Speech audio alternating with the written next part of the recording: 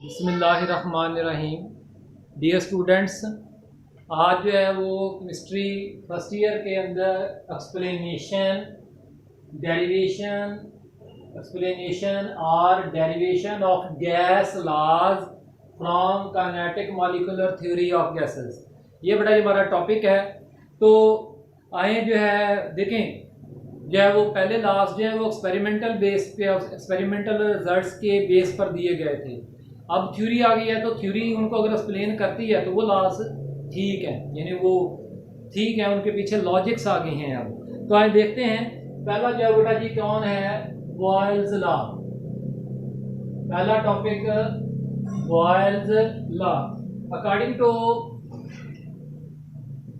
General gas equation, according to kinetic molecular theory, according to kinetic molecular theory of gases, average kinetic energy of gases, average kinetic energy of gas molecule is directly proportional to temperature.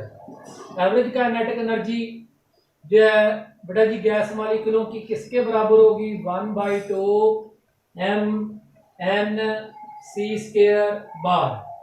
देखें, हम सब जानते हैं कि m क्या है, mass of one molecule of the gas, और जबकि n जो है number of the molecules in the gas and c² bar is the mean square velocity.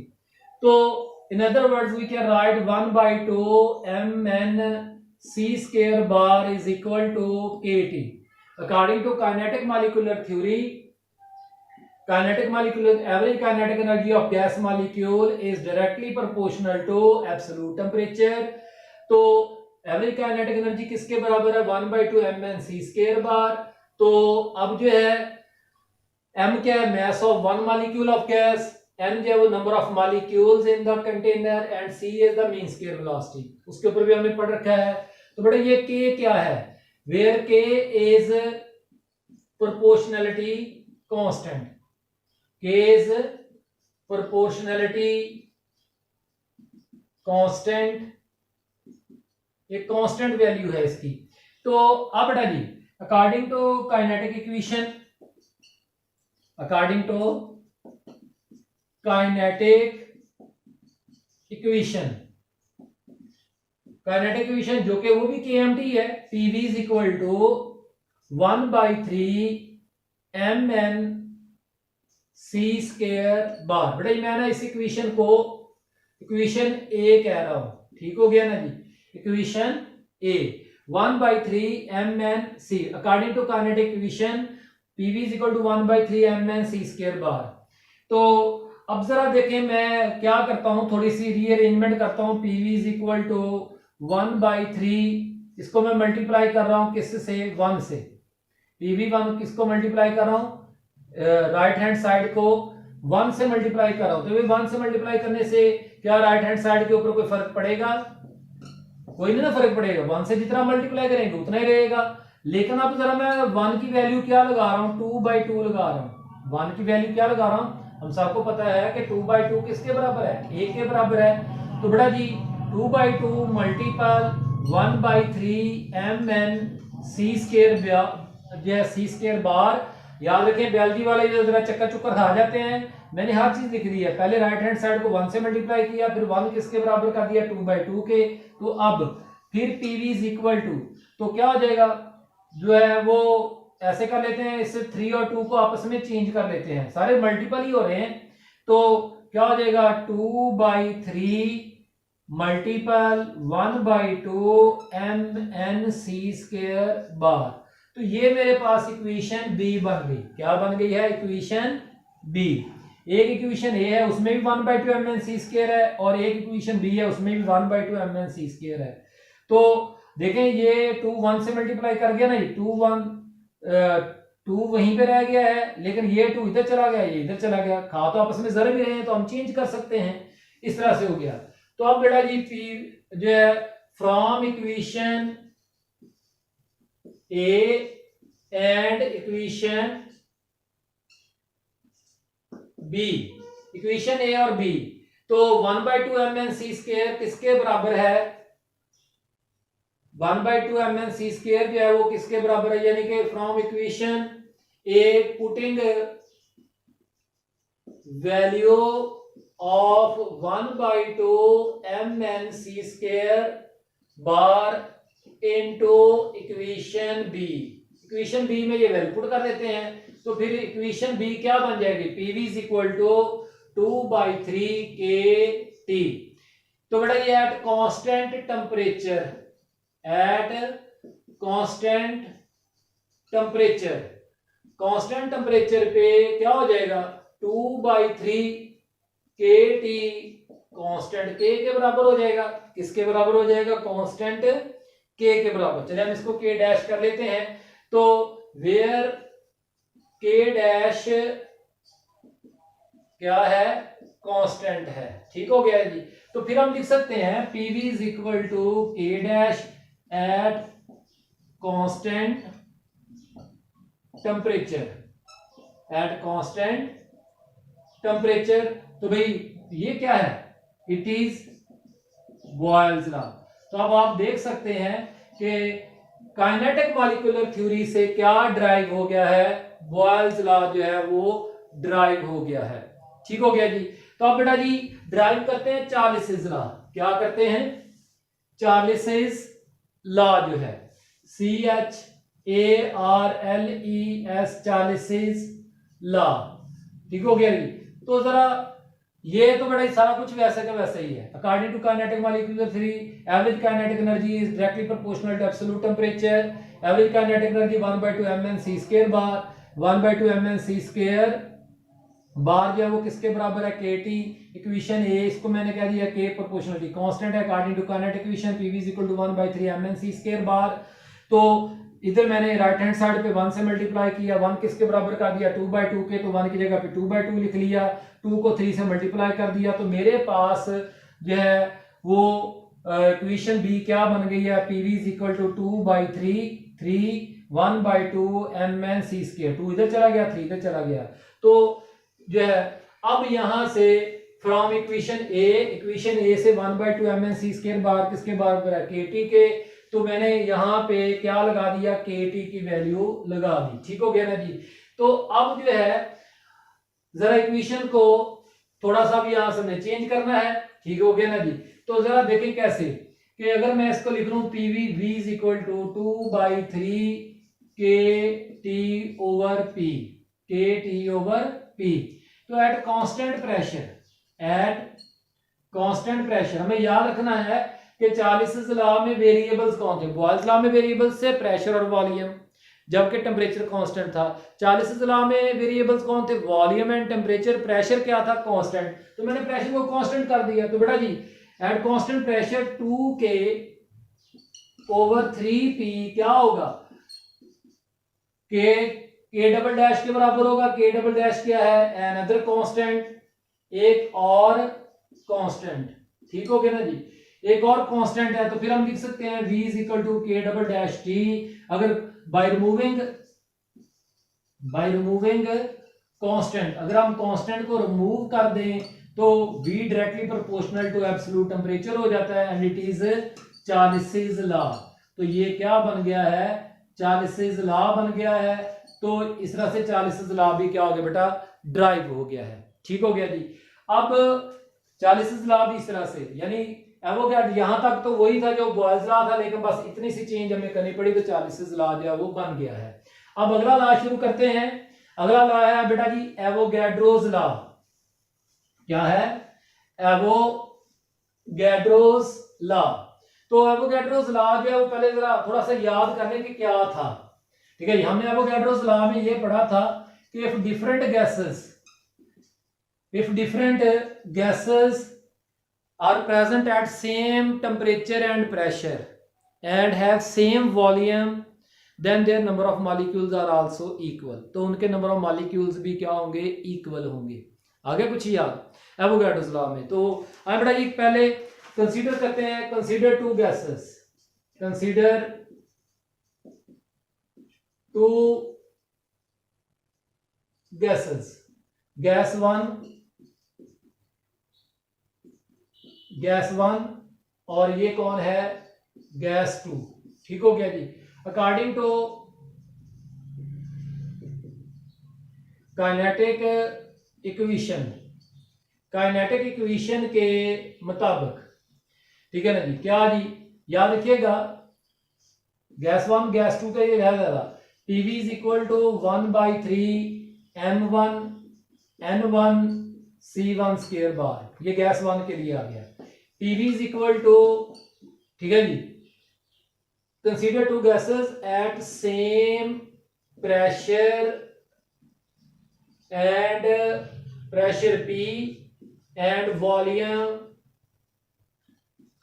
Volume V, ठीक है ना जी। गैस 1 और गैस 2 का प्रेशर पी वी एक जैसा है, तो 1/3m2n2c2 स्क्वायर बार, तो गैस 1 के लिए काइनेटिक इक्वेशन ऐसे लिख दी जाएगी, गैस 2 के लिए अभी हमें नहीं पता कि n1 और n2 बराबर हैं या नहीं है। m1 और m2 की, चूंकि ये दो डिफरेंट गैसेस हैं तो इसलिए इनकी मैसेज तो एक जैसी नहीं होंगी। एक गैस मिसाल के तौर पर ऑक्सीजन है और दूसरी गैस जो है वो मिसाल के तौर पर हाइड्रोजन है, तो दोनों के एक एक मालिक्यूल की मैस एक जैसी नहीं होगी। जब उनके मालिक्यूलों की मैस एक जैसी नहीं होगी तो फिर क्या होगा, लाजमन उनकी वेलोसिटी भी एक जैसी, मीन स्क्वायर वेलोसिटी भी एक जैसी नहीं होगी। हो सकता है नंबर ऑफ मॉलिक्यूल्स बराबर हो, लेकिन फिर सारी बात ये तो होगा ही होगा। तो बेटा जी अब जो है वो क्या करते हैं, हम कुछ यूं लिख सकते हैं, क्योंकि यहाँ पे आप देख सकते हैं कि ये दोनों साइडें सेम है, तो फिर हम लिख सकते हैं कि as left hand sides are equal then right hand sides are also equal, तो फिर हम लिख सकते हैं 1/3m1n1 c1 square is equal to 1/3m2 n2 c2 square bar. तो चूंकि इनका प्रोडक्ट इसके प्रोडक्ट के बराबर है, प्रेशर वाले का प्रोडक्ट इसके बराबर है, तो फिर ये प्रोडक्ट्स आपस में होंगे। अगर ये गैस भारी है तो ये C1 की वैल्यू हल्की होगी, ठीक है ना, अगर उनके मोल बराबर है। अभी फिलहाल तो हमें नहीं पता, तो जरा देखें जी 1/3 से 1/3 मैंने कैंसिल कर दिया, तो मेरे पास क्या रह गया, m1 n1 c1 square is equal to m2 n2 c2 square bar. ये मेरे पास आ गई है इक्वेशन ए, ठीक हो गया ना जी। तो if both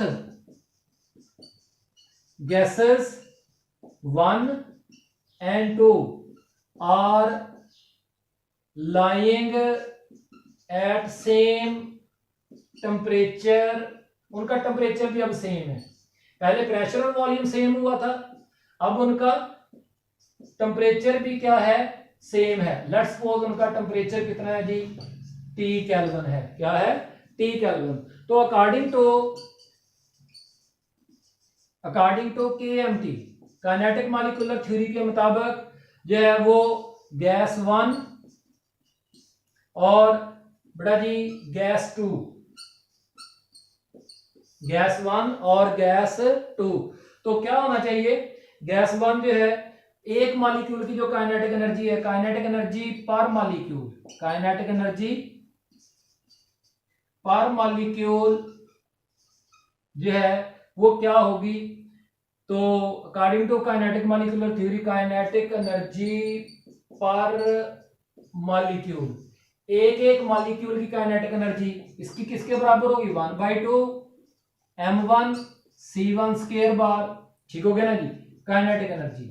तो अब बेटा जी इसकी काइनेटिक एनर्जी किसके बराबर होगी, एवरेज काइनेटिक एनर्जी बेशक आप कर लें, average kinetic energy per molecule, याद रखिएगा क्या है, एवरेज काइनेटिक एनर्जी पर का मतलब क्या है, एक मॉलिक्यूल की, हम एन मॉलिक्यूल्स की निकाल रहे हैं, तो वो किसके बराबर होगी, गैस 2 के लिए 1/2 m2 c2 स्क्वायर बार।